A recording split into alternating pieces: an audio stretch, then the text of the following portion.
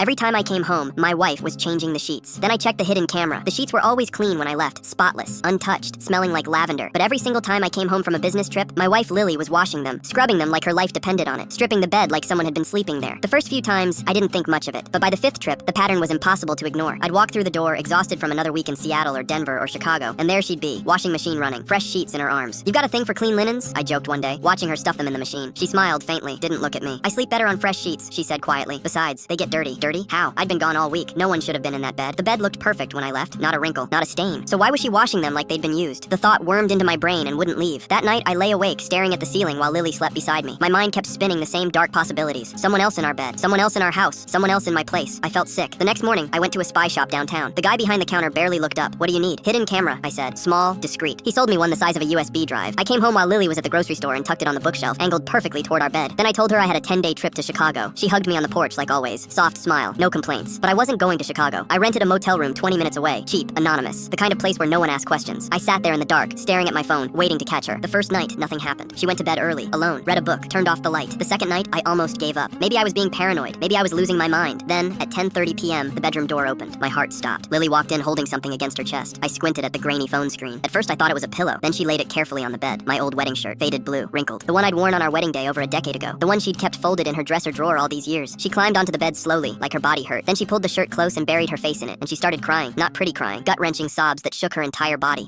To continue, tap the arrow in the bottom right corner and copy the link, then tap the CapCut icon in the bottom left.